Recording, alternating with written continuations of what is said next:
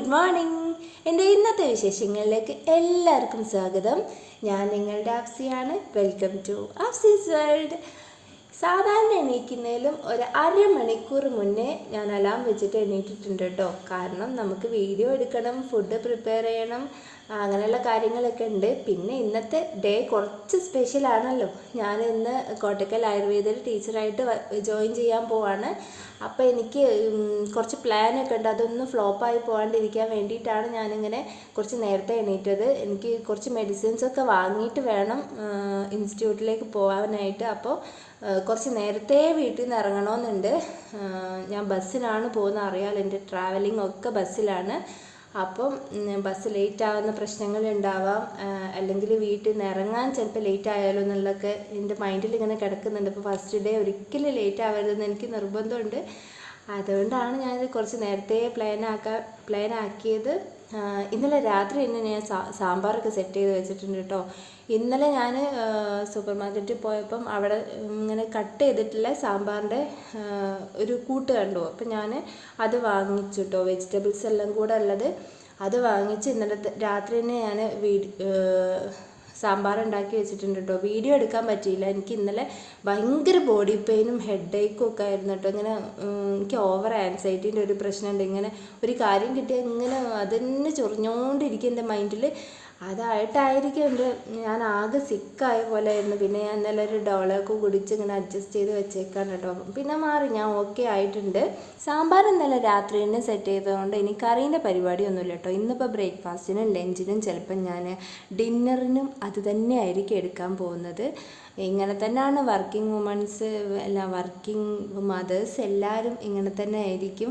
പിന്നെ ഞാനും മക്കളും മാത്രമല്ലേ ഉള്ളൂ. അപ്പോൾ എന്തുണ്ടാക്കിയാലും ഞങ്ങളങ്ങ് അഡ്ജസ്റ്റ് ചെയ്ത് കഴിച്ചോളും. ഞാൻ ഒരു സൈഡിൽ ചോറ് വെച്ചിട്ടുണ്ട്, ഇനി ഒരു ഭാഗത്ത് ദോശ ഉണ്ടാക്കാൻ വേണ്ടി പോവാണ്. ചായ റെഡി ആയിട്ടുണ്ട് കേട്ടോ. അപ്പോൾ ആ പരിപാടീസൊക്കെ ഒരു സൈഡിൽ നടക്കുന്നുണ്ട്. എൻ്റെ അടുത്ത് ജോലി എനിക്ക് കിട്ടിയെന്ന് പറഞ്ഞ് ഞാൻ വീഡിയോ ഇട്ടപ്പം ചില ആൾക്കാർക്ക് എനിക്ക് മെസ്സേജ് അയച്ചിട്ട് ചോദിച്ചു, അപ്പം നീ കുട്ടികളുടെ കാര്യമൊക്കെ എന്താ ചെയ്യുക, അവരെ ഇങ്ങനെ ഹാൻഡിൽ ചെയ്യുക, 10 to 4 ഒക്കെ വർക്കിന് പോകുമ്പം എന്താ ചെയ്യുന്നതെന്നൊക്കെ ചോദിച്ചിട്ടുണ്ടായിരുന്നു. സാധാരണ ഇവിടെ എൻ്റെ ബ്രേക്ക്ഫാസ്റ്റും കുട്ടികൾക്ക് കൊണ്ടുപോകാനുള്ള ലഞ്ചൊക്കെ ഞാനിവിടെ ഒരു 8 മണി 8:30 ആകുമ്പോഴേക്ക് റെഡിയാക്കി എടുക്കാറുണ്ട്. അപ്പം ഞാനിത് കുറച്ച് ഒരു അരമണിക്കൂർ നേരത്തെ എണീറ്റ് എല്ലാം ഒരു 8 മണിയാകുമ്പോഴേക്ക്, അതായത് 8 മണിയല്ല 7 ആകുമ്പോഴേക്ക് ഞാൻ എല്ലാം സെറ്റ് ചെയ്തെടുക്കുക എന്നുള്ള ഒരു പ്ലാനിങ്ങിലാണ് ഇന്ന് തുടങ്ങിയത്. അപ്പം എല്ലാം സെറ്റ് ചെയ്തെടുത്ത് അവർ പോകുന്ന സമയത്ത് തന്നെ ബാഗുമായിട്ട് അവരുടെ കൂടെ പോകാമെന്നാണ് ഇന്ന് ഞാൻ തീരുമാനിച്ചേക്കുന്നത്. നാളെ ഇങ്ങനെ ആയിരിക്കില്ല. നാളെ ഞാൻ കുറച്ച് ലേറ്റായിട്ടാണ് പോവുക. ഇന്ന് ഫസ്റ്റ് ഡേ ആണ്. എനിക്ക് പോകുമ്പം ലാബിലേക്ക് കുറച്ച് സാധനങ്ങൾ വാങ്ങിക്കാനുണ്ട്. എനിക്ക് കുട്ടികളെ പഠിപ്പിക്കാൻ വേണ്ടിയിട്ട് ആവശ്യമുള്ള കുറച്ച് സംഭവങ്ങൾ വാങ്ങിക്കാനുണ്ട്. അതുകൊണ്ട് ഞാൻ കുറച്ച് നേരത്തെ ഇറങ്ങണം. പിന്നെ ഫസ്റ്റ് ഡേ ആയതുകൊണ്ട് കുട്ടികളുടെ കാര്യം ഒന്ന് ആരെങ്കിലുമൊക്കെ ഏൽപ്പിക്കണമല്ലോ. അപ്പോൾ ഞാൻ അവിടെ മദ്രസിൻ്റെ ഓപ്പോസിറ്റ് ഒരു ഷോപ്പുണ്ട്. ആ ഷോപ്പിൽ അവരുടെ സ്കൂൾ ബാഗ് വെച്ച് അവിടെയുള്ള ആളോട് പറഞ്ഞ് ഏൽപ്പിച്ചിട്ടാണ് ഇന്ന് ഞാൻ പോകുന്നത്. പിന്നെ ഈവനിങ് അവർ വീട്ടിലെത്താൻ ഒരു 5:15 ആ 5:15 ആകുമ്പോഴേക്ക് ഞാൻ ഇവിടെ എത്തിയിരിക്കും. അങ്ങനെയാണ് എൻ്റെ പ്രതീക്ഷ. ഫസ്റ്റ് ഡേ ആയതുകൊണ്ട് ഇതൊക്കെ എൻ്റെ ഇൻറ്റ്യൂഷൻസ് ആണ്. അതിൻ്റെ പുറത്താണ് പറയുന്നത്. എന്താവും ഏതാവുന്നൊക്കെ ഇന്നത്തെ ദിവസം കഴിഞ്ഞിട്ട് എനിക്ക് അതനുസരിച്ച് ഇനി പ്ലാൻ ചെയ്യാൻ പറ്റുള്ളൂ. അപ്പോൾ ഇവിടെ ചോറിനുള്ള വെള്ളമൊക്കെ തിളച്ച് വന്നിട്ടുണ്ട്. അപ്പം ഞാൻ അരിയിട്ട് ഇനിയിപ്പോൾ അതവിടെ ഒരു സൈഡ് കിടന്നായിക്കോളും. എൻ്റെ ഏറ്റവും വലിയ ഭാഗ്യം എന്താണെന്ന് വെച്ചാൽ എല്ലാം ഇങ്ങനെ ഗ്യാസിൽ വെച്ച് ഇടിപടിന്ന് ഉണ്ടാക്കിയെടുക്കാൻ പറ്റും. ഒന്നും അടുപ്പത്ത് വെച്ച് ഉണ്ടാക്കേണ്ട ആവശ്യമില്ല. അല്ലെങ്കിൽ ഞാൻ ഒറ്റക്കായതുകൊണ്ട് ഇനിയിപ്പോൾ അടുപ്പുണ്ടെങ്കിൽ ഞാൻ ഗ്യാസിൽ തന്നെ വെക്കുള്ളൂ കേട്ടോ. എന്നോട് ഇങ്ങനെ അടുപ്പിൽ തന്നെ വെച്ച് ഫുഡ് ഉണ്ടാക്കണം എന്നൊക്കെ നിർബന്ധം പിടിക്കാൻ ഇവിടെ ആരും ഇല്ലല്ലോ. അതുകൊണ്ട് എനിക്കിതൊക്കെ ഈസി ആയിട്ട് ചെയ്യാവുന്നതേ ഉള്ളൂ. ഞാൻ ഇവിടെ ലഞ്ച് ബോക്സ് റെഡി ആക്കിയിട്ടുണ്ട്. അതിൻ്റെ കൂടെ എനിക്കുള്ള ലഞ്ച് ബോക്സും കൂടെ ഞാൻ സെറ്റ് ചെയ്തിട്ടുണ്ട്. ഇത് ഞാൻ ഇന്നലെ വാങ്ങിയ ലഞ്ച് ബോക്സാണ് കേട്ടോ. ജസ്റ്റ് 100 സംതിങ് അങ്ങനെ എന്തോ ആയിട്ടേ ഉള്ളൂ.